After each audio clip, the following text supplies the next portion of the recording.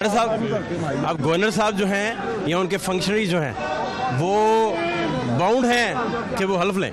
देखिए, ये कोर्ट में नारेबाजी का सिलसिला शुरू हुआ है और ये नामुनासिब है। कोर्ट के प्रेमिसेस में नारेबाजी जो है वो नहीं होनी चाहिए। पहली बात तो ये है। देखिए, कोर्ट ने आइन की मंशा ये है कि चीफ मिनिस्टर का इलेक्शन जल्दी हो और साथ उसके ओथ भी जल्दी करवाया जाए। ये आइन में लिखा हुआ है।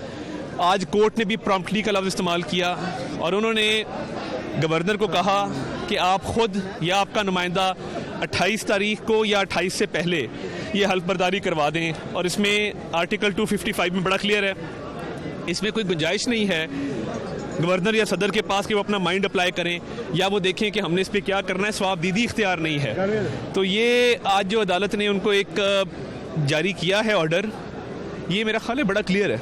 नहीं तो इसके बाद भी आप देखते हैं कि फ़र्ज़ करें हल्फ ना हो, देखिए या अब कोई ऐसा इम्कान नहीं रहा। देखिए, अगर कोई शख्स आइन तोड़ने पे आ जाए और बिल्कुल ही खुला होकर कहे कि जी मैं आइन की शिकों को नहीं मानता, तो वो तो कुछ भी कर सकता है। मगर फिर अब जो है कोर्ट के 2 ऑर्डर्स आने के बाद फिर कंटेम्प्ट लगेगी। नहीं तो आप इस तरह गवर्नमेंट कैसे चलाएंगे? देखिए, हम तकरीर भी करनी हो तो सदर पाकिस्तान ऊपर बैठे हैं, आपको कोई तकरीरियाँ भी नहीं करने देंगे। आप किस जगह फंस गए हैं? आप पीछे मुड़ के ये तो नहीं देख रहे कि धक्का किसने दिया? नहीं, देखिए, बिल्कुल नहीं देख रहे। हम तो कभी कोयटा जा रहे हैं, कभी पेशावर जा रहे हैं, कभी कराची जा रहे हैं, कभी आटे की कीमत कम कर रहे हैं, कभी चीनी की कीमत कम कर रहे हैं, जो इन्होंने 4.5 साल में नहीं की। अपनी जेबें भरी, माफियाज परवान चढ़ाए।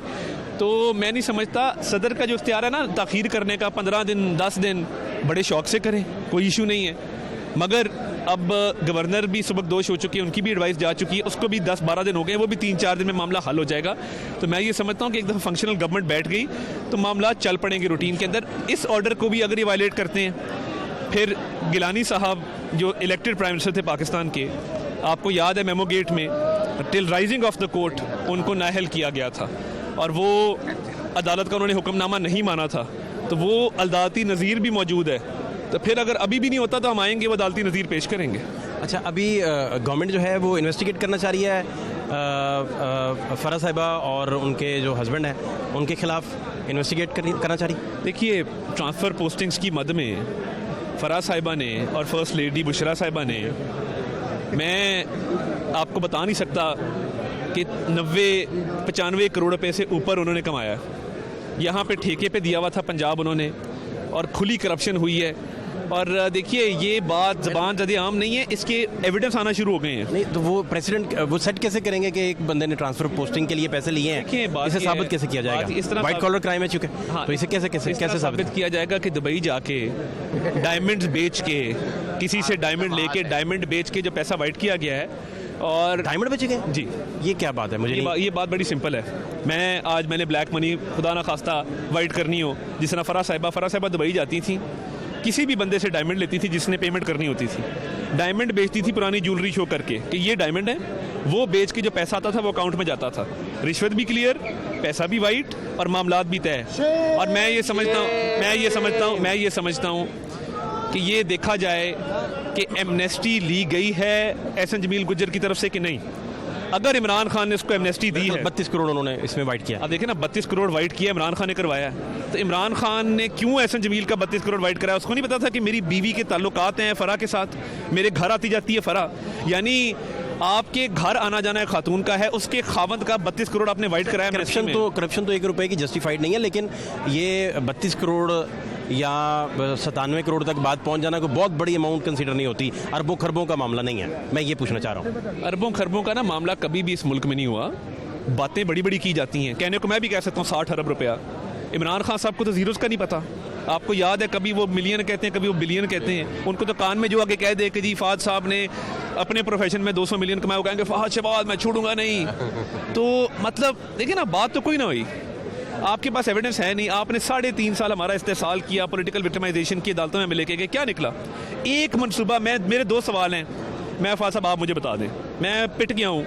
एक, इमरान खान का जरिया आमदन कोई मुझे इस मुल्क में बता दे, कोई पाकिस्तानी उठ के बता दे। और दूसरा, मुझे ये बता दें हमने किस मनसूबे में कमीशन या रिश्वत ली है, उससे पैसे कमाए, पब्लिक मनी। आप जब इनको केसेस बनाएंगे तो इन सारे केसेस में वादा माफ गवाह चाहिए होते हैं।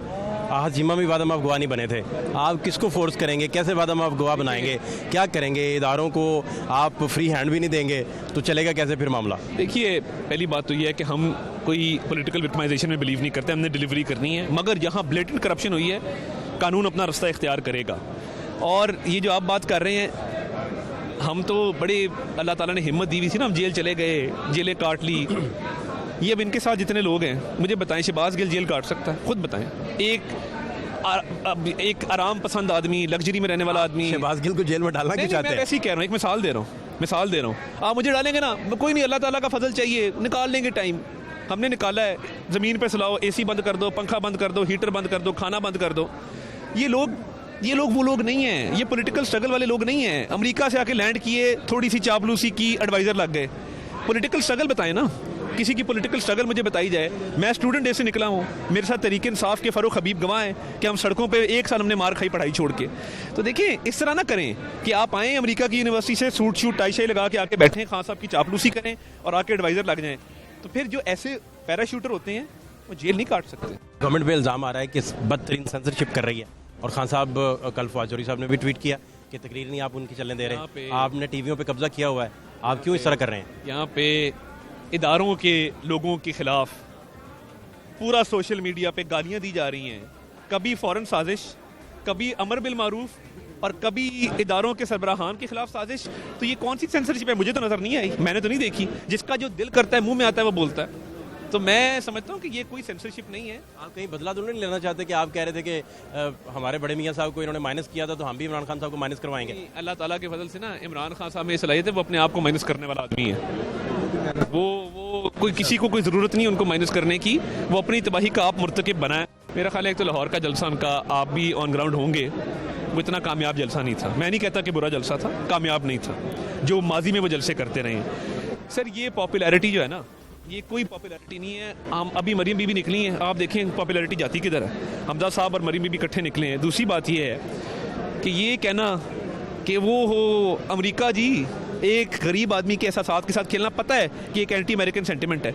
तो भाई, जब ग्लेन मैक्सवेल जो सेक्स ट्रैफिकिंग करती है बच्चियों की, उसके साथ खड़े होकर ग्लास पकड़ के आप तस्वीरें खिंचा रहे थे, तब आपको अमरीकी साजिश का नहीं पता था? जब ट्रंप के सामने आफिया सिद्दीकी का सवाल किया गया, आपने कहा आपने जवाब देने से आप कासे रहे, तब फौरन साजिश का नहीं पता था? जब अमेरिका में आ जाके तैयबा ज़िया साहिबा ने सवाल किया, तैयबा ज़िया साहिबा ने सवाल किया, उसका ओवल ऑफिस में कोई जवाब नहीं है। आपने एक यहूदी की कैंपेन जैक गोल्डस्मिथ की चलाई, एक सादिक खान मुसलमान के बेटे मुसलमान पाकिस्तानी के खिलाफ, तब फौरन साजिश का नहीं पता था? आप सारी उम्र मगरिब में जाके उनकी चापलूसी करते रहे, उनसे दोस्तियां करते रहे और उनके एजेंडे को प्रमोट करते रहे, और आज हमें आके कहते हैं अमरीकी साजिश है। शर्म आनी चाहिए। और जब कहा था मैं ट्रंप से वर्ल्ड कप जीत के आए और अगले दिन कश्मीर हड़प लिया था, इनको तो ये था ट्रंप का गला पकड़ लेते जाके, कहते कि ये साजिश है, मैं नहीं मिलता ट्रंप को। देखिए, ये कहने की बात है कि आप आम आदमी के जहन में ये जहर घोल दें कि अमरीकी साजिश है, और ख़ुद अंदर से आपके ताने बाने यहूदियों से मिलते हों। आपको पता है कि वो कितनी बड़ी लॉबी है दुनिया के अंदर। तो ये देखें, इस तरह ना करें। कुछ बातें मैं नहीं करना चाहता। अमेरिका में जो बाकी मामलात हैं और जो जमाइमा खान साहिबा जो लंदन में मौजूद है, मुझे ये बताइए कि कई दफ़ा मॉरल क्रेडिबिलिटी जो होती है वो सबसे ऊपर आ जाती है, वो कानूनी से भी कई दफ़ा ऊपर चला जाती है। आपके इत्तेहादियों को बाहर लेके जाने के हवाले से कितनी कंट्रोवर्सी चली कि इतने इत्तेहादियों को लेके जाने की सऊदी अरेबिया की ज़रूरत क्या है? तो मॉरल ग्राउंड जो है वो बड़ी काउंट करती है। आप ठीक कह रहे हैं। बात यह है कि वो सारे अपनी टिकट खुद खर्च रहे थे, सरकारी खर्चा नहीं आ रहा था, मगर फिर भी ठीक है, प्राइम मिनिस्टर साहब ने वो डिसाइड किया है कि वो हम शॉर्ट कर देंगे, उसको हो गया। मगर जो प्रोपेगेंडा किया जा रहा था, मैं पीएम हाउस में मौजूद था जब ये बात हुई कि एक एक शख्स, वो चाहे स्टाफ का मेंबर क्यों नहीं है, वो खुद पे करेगा, और जो पे करने की सलाहियत नहीं रखते मुलाजमीन, वो शहबाज शरीफ साहब खुद पे करेंगे। शहबाज शरीफ साहब के बारे में पंजाब असम्बली में इस हुकूमत ने जवाब जमा कराया है कि 10 साला हुकूमत में एक एक दौरे के एयर टिकट भी खुद खर्ची, होटल का खर्चा खुद बर्दाश्त किया, गाड़ी में पेट्रोल खुद डलवाते रहे।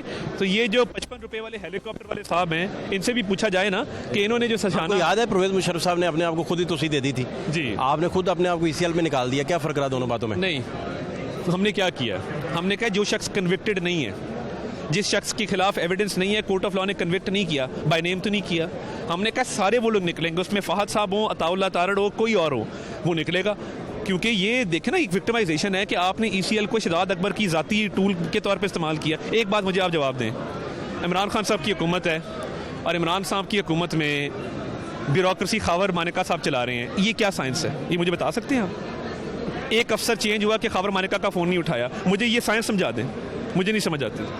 ये इसका तो प्रेसिडेंट सुप्रीम कोर्ट ने सेट कर दिया था, बुज़दार साहब को माफ़ी मांगनी पड़ी थी, रिजवान गोंदल केस जो डीपीओ केस बना था। ठीक है, वो ठीक है। ये साइंस क्या है कि इमरान खान साहब की हुकूमत है, पंजाब खबर मानेका चला रहा है। आई डोंट गेट इट, मुझे नहीं समझ आती। ये अमरीकी साजिश थी कि खबर मानेका को पंजाब में पोस्ट किया जाए, कि वो अफसरों की पोस्टिंग ट्रांसफ़र करवाए। आप आइनी तौर पे जकड़े हुए हैं और बात पॉलिटिकल मुहाजराई की तरफ भी जा रही है, विक्टिमाइजेशन की तरफ भी जा रही है। आखिरी कमेंट क्या कहेंगे इस पर? देखिए, मेरी ये दुआ है और मैं सबसे रिक्वेस्ट करूँगा, बस कर दें। आइन की, कानून की मंशा है। मैं चौधरी साहबान को भी कहूँगा, ये उनकी ख़ानदानी रिवायात नहीं है। जो हुआ उस पर अफसोस है, नहीं होना चाहिए था। जो जिस तरीके से दुआए खैर कह के वापसी की गई, वो हमने तो नहीं किया ना। अब आपको गुस्सा है तो आप किस चीज़ का गुस्सा निकाल रहे हैं? पॉलिटिकल टेम्परेचर नीचे करना चाहिए। आम आदमी को दवाई चाहिए, चीनी चाहिए, आटा चाहिए, खाना चाहिए, इस तरह के मामला चाहिए, वो हल करें, वो हल करें। वो छोड़ दें अब इस मुहाजराई को, ख़त्म करें इस बात को। रफ़ीक तारड़ साहब ने अकेले लीड किया था नून लीग को, अब अकेले आरफ अलवी लीड कर रहे हैं, लेकिन वो परवेज़ मुशर्रफ के खिलाफ था। ये एक फ़र्क है। ये देखें ना, ये सिटिंग गवर्नमेंट जो है, सिटिंग प्रेसिडेंट उसके खिलाफ वो कर रहा है, तो ये अफसोसनाक है। मैं समझता हूँ प्रेसिडेंट का ऑफिस बड़ा डिग्निफाइड ऑफिस है, उसकी डिग्निटी मेंटेन होनी चाहिए।